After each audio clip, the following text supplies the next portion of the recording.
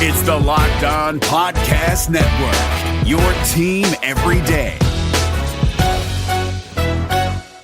Bet smarter with daily advice from America's leading handicapper, Lee Sterling of Paramount Sports on the Locked On Bets podcast. Follow Locked On Bets today on the Odyssey app or wherever you get podcasts. You are Locked On ACC, your daily podcast on the Atlantic Coast Conference. Part of the Locked On Podcast Network, your team every day.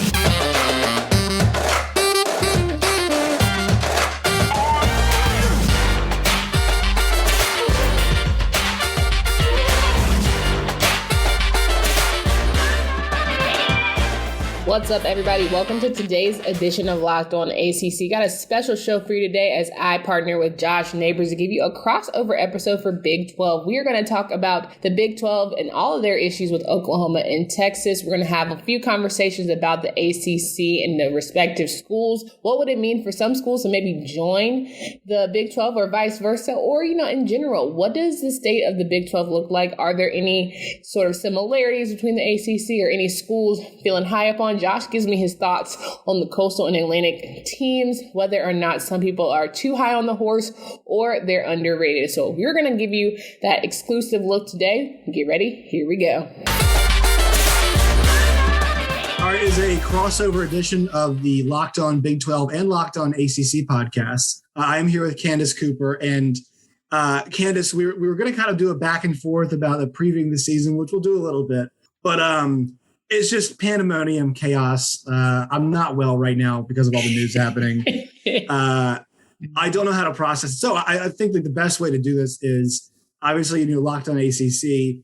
There is potential that what's happening in the Big 12 right now could affect the Atlantic Coast Conference. So first, I want your thoughts as a whole as to what's happening. And, then you can just fire away with any questions that you have from a Big 12 perspective. Absolutely. Well, first, let me say, Josh, thanks so much for having me. I think it's fun to do a crossover episode. And I'm so glad after leaving Media Day that we don't have this kind of spicy content to go over. That's, ACC, we got a lot, right? We got a lot of issues. We got Dabo's comments and things like that. But we don't have teams up and saying they're ready to go. Notre Dame pretty much being on the outs. We addressed that at the beginning of the day. That was that. But having the fact that Texas and Oklahoma might not be in the Big 12 in the coming weeks is wild to me. So I want to know immediate reactions to you hearing the news. And did you actually take it seriously?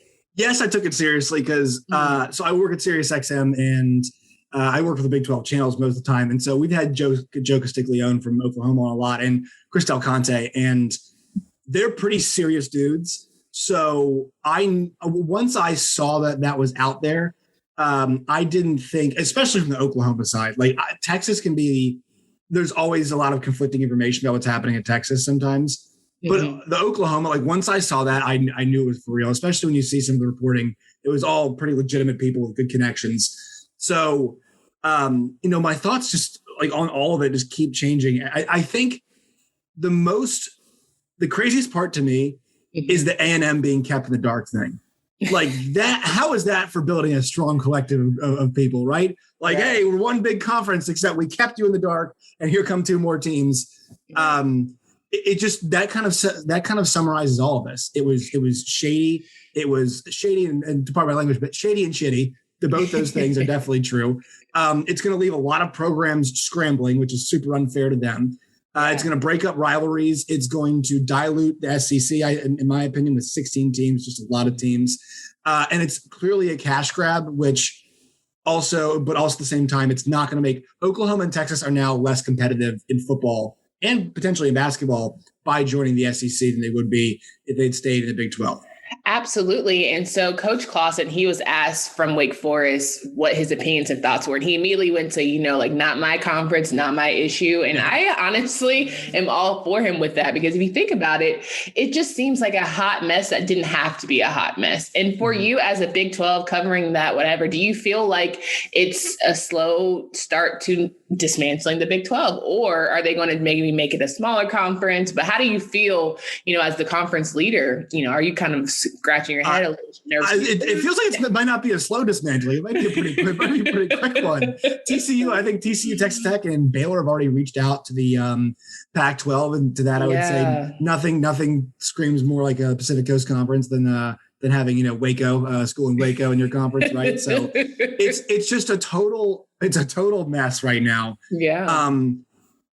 It really is funny, like thinking about the playoff restructuring that we're, that conversation, like it's really weird because that kind of came out of nowhere. I think, we knew some meetings were happening, but I don't think we saw like that coming, lightning in a bottle. All of a sudden just kind of happened. Right. Right. And so this feels just like that. And it's like, it kind of makes you feel this sport feels so unsteady. Like for it being the second biggest sport in America, which I believe it is by like pretty much every single metric, I think the NFL has it beat. Like it just feels really organizationally bankrupt, morally bankrupt as well. But it just feels like really flimsy. I know the SEC that doesn't feel that way because they're such a strong brand, strong conference. But the fact that we're about to see one of the Power 5 conferences, Power 5, that just had a team win a national championship in basketball, right? Baylor just won a national championship in basketball. Right. It's about to be dismantled. And that national championship basketball team might not have a home coming up, which is wild. And that just kind of shows you just the strange, weird times that we're in. And everything is changing in college sports. And to me, it's changing too fast. And there's no oversight for it.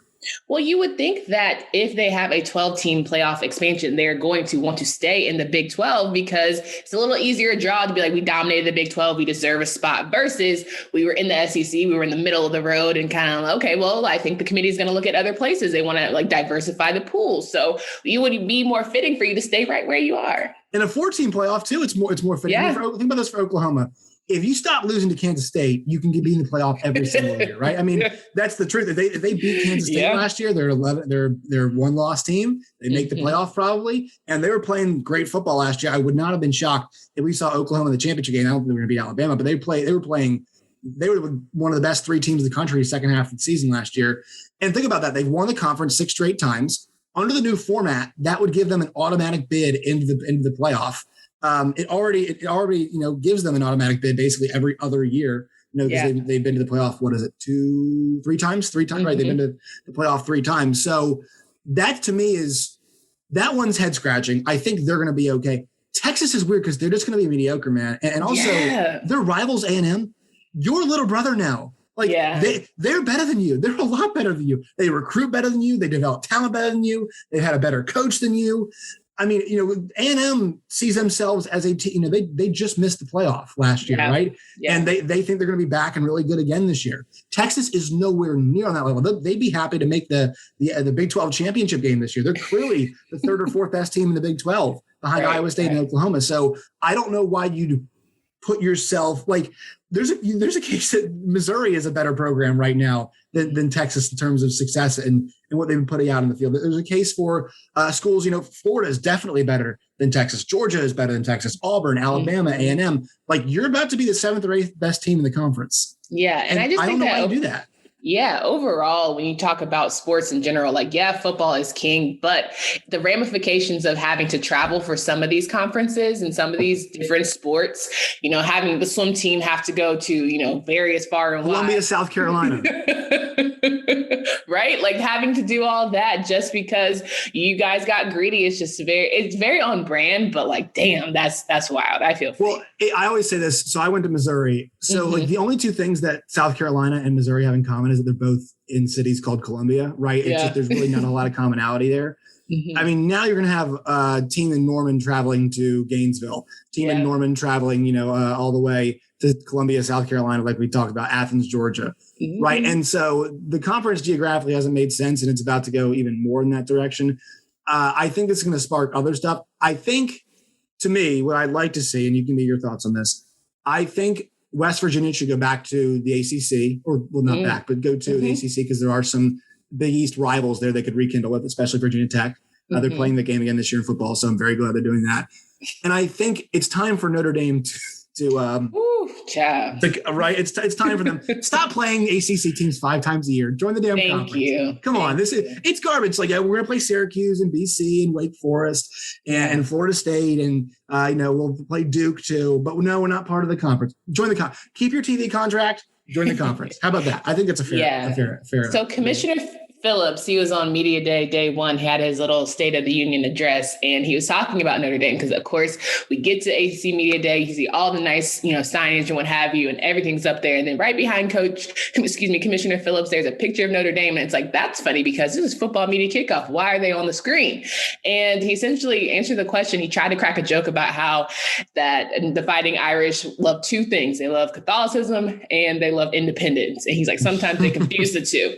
And like nobody and nobody laughed. That's actually funny though. That is right. Funny. It's funny. And like nobody laughed. And he was like, guys, that was a joke. Like it was like this awkward, one thing. Like, it didn't hit how he thought it would. But I think it's more so because people are frustrated because we keep giving them all of this precedence. Like, why do we keep talking about them? They don't want to be with us. But he also has, I think he has a son that goes there. And essentially the parameters of all of it to say, at the end of the day, they like being independent. That's one thing they want to hold on to. So like the likelihood of it happening. But if they do decide to get in any conference back in 2013, Commissioner Swafford pretty much made in place that they have to go to the ACC. So it could happen, but he's not holding his breath, and nor should we.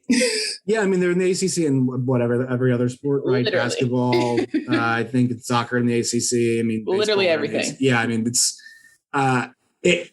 look, credit to them for having their cake and eating it too. Like, good for them. I mean, it's perfect, but I think as the landscape changes, maybe it is. Maybe they might be better off if they are independent, right? Maybe that's. Well, if they are independent, again, it makes it easier for them to try to go to college football playoffs. But how many times do you want to see them get smacked in the college football playoffs? Yeah. Right? They saw last season when they played Clemson and they got smacked in the ACC championship. Maybe they don't want to have it. Like I said, they don't want to be in our conference because they don't want to get beat by, the Syracuses of the world. They don't want to get beat by the Duke footballs of the world and have the one-offs and ruin their chances of. But I mean, Notre Dame's brand is huge. I didn't realize until I really got into the thick of it. That's cash is king over there. Notre Dame. It's because being like, and I'm not saying this as a knock. Like my grandfather, my mom's side of the family is Catholic, and they were Notre Dame fans just because they're Catholic.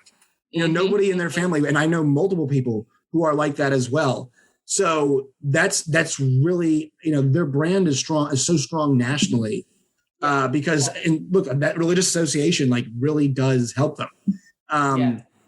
I'm with you. It's like, look, Clemson takes their fair share of horrible losses to Pitt and almost to NC State a couple years ago and Syracuse, and they're still fine. Like I would, I think I agree with them. I think they're afraid of, that of kind of losing their identity and just becoming, into the fray. But I would say take that as a challenge, but they'll never do that. We'll be right back with more Locked On Big 12, Locked On ACC crossover episode. But first, I want to remind you guys that it is your choice to celebrate freedom, and you get to choose all these delicious flavors with Built Bar. Did you know that Built Bar has so many delicious flavors? There is something for everyone. When you talk to a Built Bar fan, they're definitely passionate about their faves. If you don't know the Built Bar flavors, well, you're missing out. Know what my favorite flavor is? Absolutely has to be mint brownie double chocolate, or even sometimes cookies and cream. If you haven't tried all the flavors, you can get a mixed box where you'll get 2 of each of the 9 flavors. Not only are Built Bar flavors the best tasting, but they're healthy too. Check out the macros: 17 to 18 grams of protein, calories ranging from 130 to 180, only 4 grams of sugar, and only 4 to 5 grams of net carbs. Amazing flavors, all tasty and all healthy. Order today and get the cookies and cream, raspberry, orange, strawberry, or whatever you'd like. Built Bar is the official protein bar of the U.S. track and field team. Go to BuiltBar.com and use promo code LOCK15 to get 15% off your next order. I wanted to ask you, to ask you though, kind of the football side of things. Mm-hmm. So everybody's talking about North Carolina. And I am not buying it because I'm not buying it at least the first month. No, hold on. So hear me out. So first month of the season, right? And not buying it because they've got so much skilled talent they have to replace in the outside. And at all skill positions on offense besides quarterback. Mm-hmm. And I think that it's just like it takes some time. I said this about Oklahoma last year. I said, look, they're going to take their lumps, but I want to see Oklahoma in November, much like Kentucky basketball in October is a different team than it is in March, right? It just takes time to coalesce. So I think the idea that North Carolina pillar to post is going to be some, team is going to challenge Clemson. I don't buy that. I'm looking in September to see how things go for them in the early going and see how the team coalesces. Honestly, it's a breath of fresh air to finally hear somebody not hype up Carolina, because every time someone does, I'm like, no, y'all stop. I know who my team is. You know, like I know who they are. They're the team that drops games to 2-win Virginia, 2-win Florida State. Like they have they get too big for their britches and they drop. They start walking around with their Jordan brand swag. They feel themselves and then they just can't play football at the end of the day. Right. And so Matt Brown really hammered home that point, the fact that we are media darlings. Everyone's been hyping us up, but we haven't done anything to earn that. So like, it's been great. We appreciate the love, but let us actually do some shit before you guys sit here and just rail on us. And he said 3 games. He said, don't talk to me about national nothing until we win 3-0. Then we can start talking about things. For me personally, Friday night in Blacksburg, game 1, then we have a conversation. And how well you play in that game, I feel like I'll know everything I need to know. Like if it's a close one that they can't really pull out, especially with this Virginia Tech team that I think they very much should beat. Yeah, I'm nervous. My Hokies aren't very good. Growing up a Virginia Tech fan, it's tough to see them struggle with where they are. Do you think Coach? Do you think Coach Fuente is on the cusp of having to find himself a new job, or are you feeling good about it? He should have found himself a new job a couple of years ago. I have to be honest. Here's what I'll say, Candace. So Frank Beamer, like at the end, it was bad. It did not go well for him. But he had the bowl streak, right, which was huge. Yeah. Fuente lost that. He had the streak against UVA. Fuente lost that. Old Dominion, new kid in the block in the state of Virginia. It's very important they beat them, especially when you go down to the beach and play them. They lost to that team too. Let's see. I'm trying to think. What other Virginia team they lose to? Liberty. Oh yeah, new kids in the block also. Growing. Perennial power. Liberty in Lynchburg, Virginia, lost to them too. I mean, he's making the rounds. If George Mason has a football team, I'm sure he'll find a way to lose them too. So I think right now, like it had to be a money thing. And look, I know people connected with the program. They're not happy. And I think there's been some consternation about the focus of the university as a whole and their commitment to keeping the tradition of Virginia Tech football as strong as it was before, because it was when I was growing, they were close to being in championship games growing up. They were in one when I was 3 years old. Obviously didn't watch it, but they're so far away from that now. Yeah, so far away from that. And I don't think Justin Fuente is a horrible coach, but this is not a good fit. It's not working out. Right. He's a stubborn coach that like, it's my way, so we have to keep it. Like with Burmeister and Hendon Hooker situation, if it ain't work, let's stop trying to force it. But you keep trying to force that bad boy. And so I completely agree. I want to ask you about Miami. I love De'Aaron King. He's the man. He's electric, so much fun to watch. I was concerned at the beginning of the season. I did not think they'd be able to protect him at all. And because that Miami offensive line's been pretty bad. Pretty bad for a minute now. The 2 Florida schools in the ACC, Florida State and Miami, had a really difficult time getting that part of the line, the team together. But they're the other team I think people are talking about this year, and because De'Aaron King is such a dynamic and talented player. But I do think I have a lot of tough time believing them, because it's when it falls on the shoulders of one player. I know they brought in Charleston Rambo and they do have some skill position players there, but like, I just think it's really difficult when you put it all on the shoulders of one guy. He exceeded my expectations even last year with how well he performed. Doing it again, coming off an injury, like that would be an incredible performance if he was able to do it.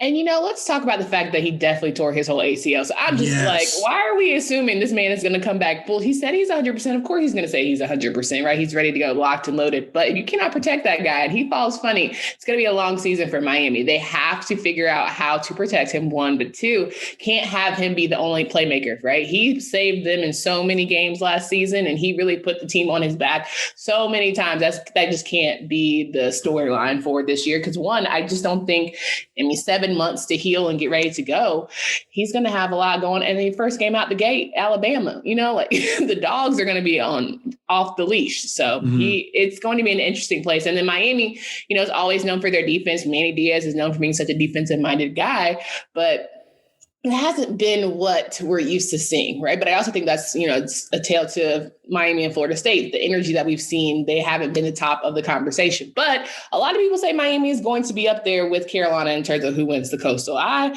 don't know. Right now, after talking about Carolina and Miami, I'm like, okay, Clemson's just going to win the whole thing. Let's just move on. Yeah, it's like I remember when they used to do what was a college football live, I guess, when it was Reese Davis and Lou Holtz and Mark May. They did the ACC Wheel of Destiny. They just spin the wheel, and whatever team it landed on, they'd show the highlights from that game.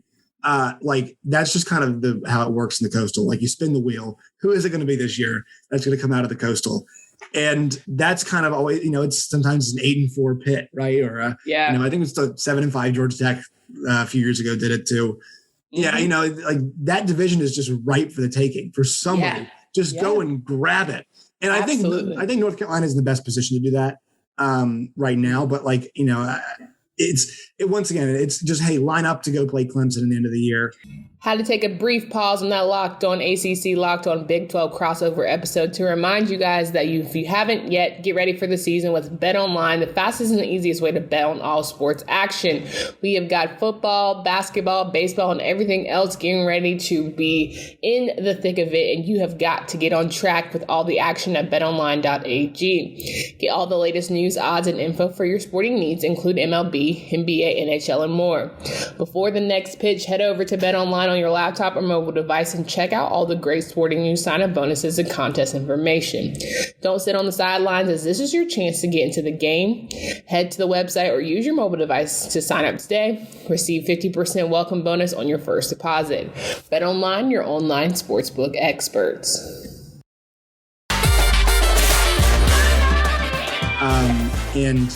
I want to get your thoughts on DJ Uiagalelei because I think he's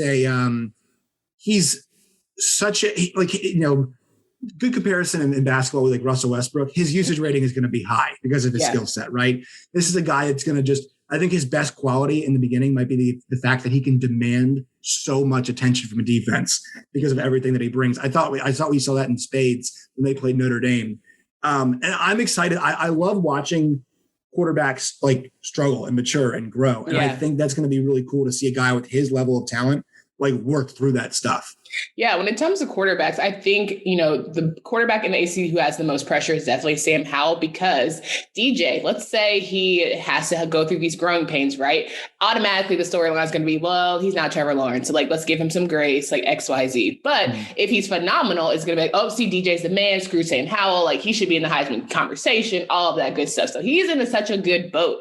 And at the end of the day, having Justin Ross return and being one of your weapons certainly helps, right? And there were games where when he played Boston College, he was definitely in that bad boy and definitely making a name for himself. So I think that DJ will be just fine. He talked about the fact that he's 250 and he is all of 250. And, he's a big boy. He said he and Trevor Lawrence were about the same kind of type of player. So I think both having passion for football is really going to be key. I'm excited for Big Cinco to do his thing. But I will say, any sort of hiccups we see, they're going to annihilate him. I think, they'll give him a little grace because they say, Trevor mess up a little bit sometimes. But because of how dominant Clemson is in general, it's I don't see them struggling that much. Right. The only team that may give them some trouble is Boston College. And that's because of last season. Yeah, that was the weird game too. I think it was Boston College up 2 or 3 scores on them all of a sudden, and they had to come back. That's Clemson though. They lay an egg, but here's a problem for them this year is that they can't do that because they've got Georgia, and Georgia to me is Kirby Smart is feeling it right now. He was really confident media days, and I think that Georgia team we saw at the end of last year was also, they played great. They return a lot, and I know even without I'm totally blanking on his name, wide receiver George Pickens. Even without him, I still think they're really dangerous. They've got a great backfield. I love the way they base their attack off the play action pass because they established the run. They're very much an old school team with that. Their defense returns a lot too. So, I'm kind of leaning Georgia in that first game. I think they're going to put a lot of pressure on DJ, and we'll see what happens. But I think that offense is going to be a well-oiled machine. Okay, so let me ask you. Let me ask you, does it say a lot about Clemson and the ACC if Georgia dominates them in that first game out? No, because I think it's the first game. So like maybe if those two teams played in November, because like I think the one thing a lot of us forget when we cover college sports is that they're 18 to 22-year-old kids. So like I remember myself in college, it wasn't too long ago. And like, man, I sometimes wouldn't go to class on Wednesday or Friday. Like you couldn't depend on me for that. So sometimes we depend on these kids to be like natural progression, one game to the next game better. They had a fall camp. They should be good to go. They were this last year. They should be this year. Like that doesn't always work out, and it's okay if it doesn't because they're kids and they're learning how to play football at a higher and higher level. So I think Georgia's at a better place because of the fact that like their infrastructure on offense is basically all returning, right? They're bringing all of that back on offense and their defense is always really strong too. So I think that's why I favor Georgia, and I'm expecting also it's going to probably be a pro-Georgia crowd, even though it's in Carolina. I still expect to be a pro-Georgia crowd. So, I just think I like their vibe right now. And also their margin for error is a little bit less than Clemson's because Clemson, if they win the Georgia game, like it's off, they're good to go. I mean, they can afford a loss at some point in time. But if Georgia loses, I mean, you probably, in a 14 playoff, you got one more loss to give. If you lose, because here's the thing is if you lose 2 games, it's going to be really difficult to get in the playoff. That's the problem because let's just say that if they lose to Clemson and let's just say they lose to Alabama at the end of the year, all right, you got a case. But the problem is you probably lost to 2 playoff teams. Mm-hmm. So should you be in the college football playoff if you lost to 2 teams that are in the playoff? No, just by kind of logic. So I think they're in a. People are saying, they can give that game away.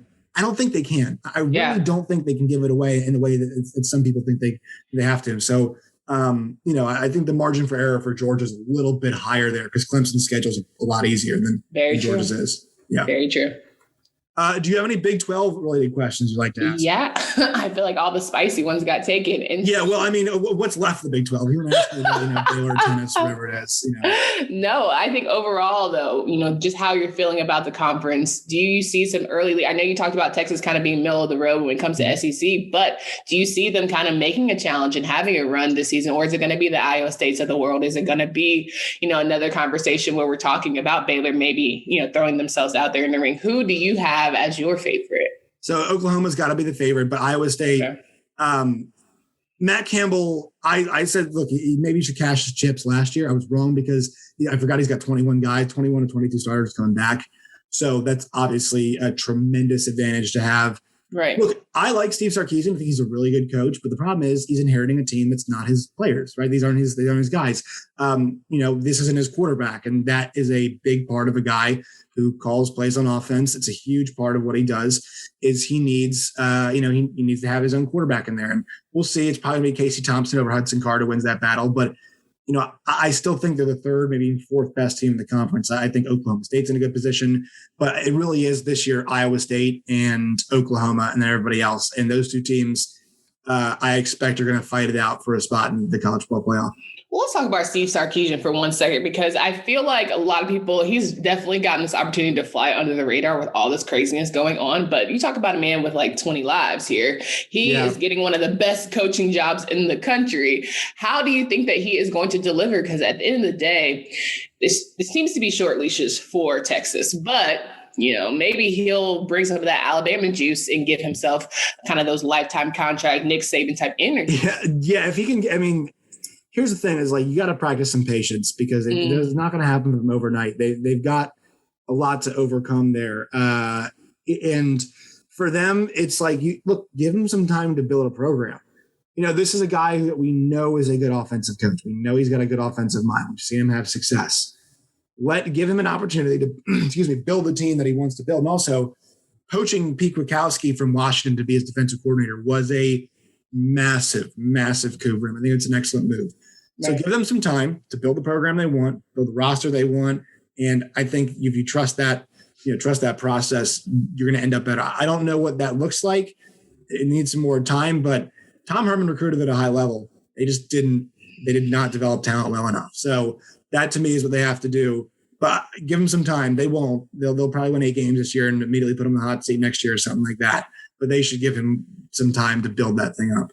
Final question. Are you going to give yourself more of we're a basketball conference once all of this stuff goes down, or are you still going to go hard for the football school? Well, I mean, whatever's left of the conference. No, look, here's the thing. It's that, I think as much as we're talking about the competition for football, like Texas basketball, I love Chris Beard's chances in the SEC. He's automatically I don't have any problem saying this.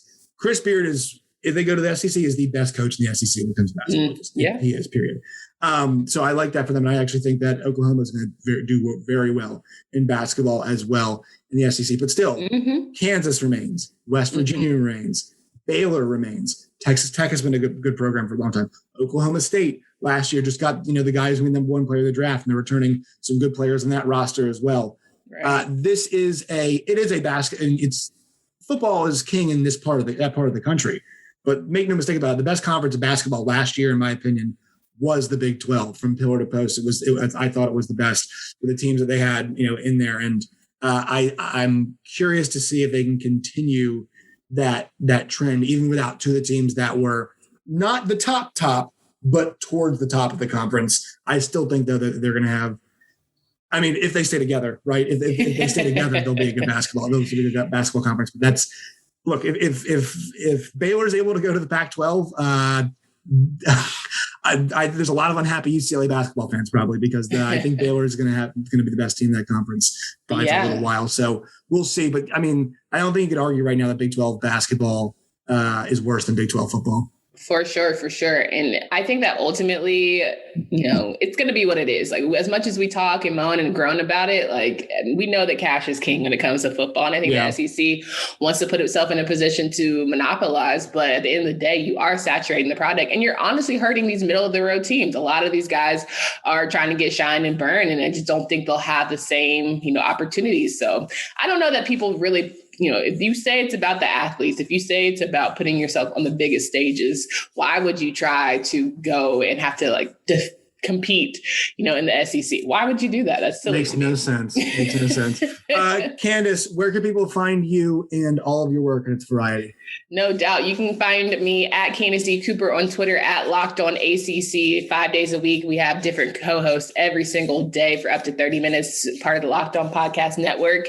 And I look forward to talking football all season long. Might have to do a crossover episode. Should we get some, bowl game action here? Or, if we figure out one of the... Yeah, we'll see what 4 teams are remaining. We'll talk about them. Them. There we go. You guys can find me on Twitter at @JoshNeighbors_. You can find the show at LO Big 12. Candace, thank you so much for your time. Thank you for having me. You are Locked On ACC, your daily podcast on the Atlantic Coast Conference. Part of the Locked On Podcast Network, your team every day.